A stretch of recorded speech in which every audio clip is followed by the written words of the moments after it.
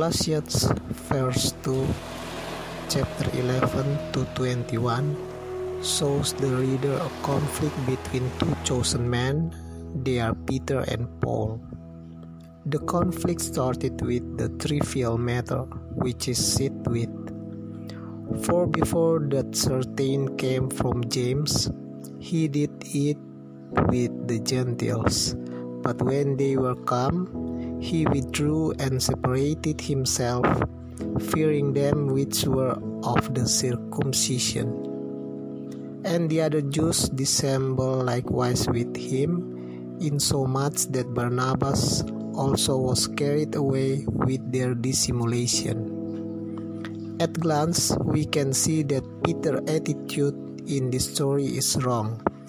I say wrong because he did not show his wisdom as Jesus' closest apostle.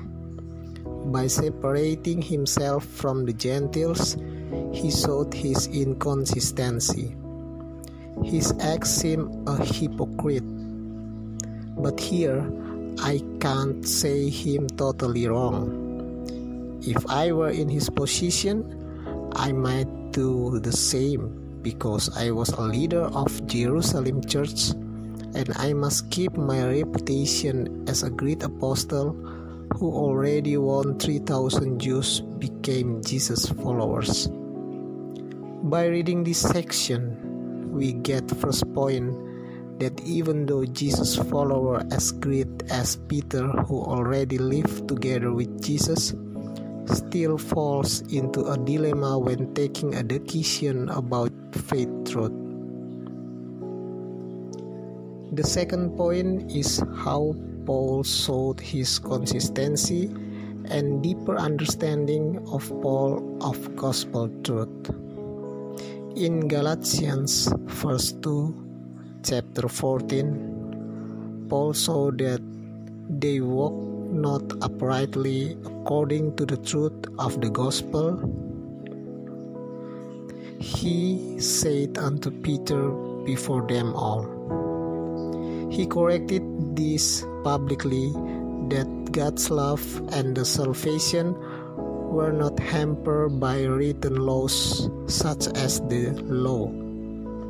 Jesus saved all people, both Jews and Gentiles, so that Peter should not shun Gentiles, but embrace them as those who also share in God's plan of salvation. Here I appreciated Paul's bravery when he corrected Peter publicly, but I did not agree to his way where the correction to Peter was told in the public. For me, Paul is unwise enough and did not keep Peter's dignity as the leader of Jerusalem church. For this, I remember of Matthew verse 18, chapter 15. Moreover, if your brother sins, go and show him his fault when the two of you are alone. If he listens to you, you have regained your brother. The third point is about the characteristic of believers who live righteously in Christ is a change in life. In verse 20, Paul emphasized that as a believer, there must be a real change in life. Paul also said, we must be crucified with Christ so that there can be a real change in life. Therefore, we must repent so that the Holy Spirit can bring about change. Don't wait until we experience difficulties, then we want to be changed by God. But now is the time for us to submit ourselves to be totally changed by God. By learning those 3 points above, I really hope that we also learn to let what Jesus talked to us about the gospel truth. For me, the promised salvation that Jesus asked me to do in my life is to spread His love to everyone around me without discrimination. Besides that, I need to be wise in examining the question of faith I find in this life.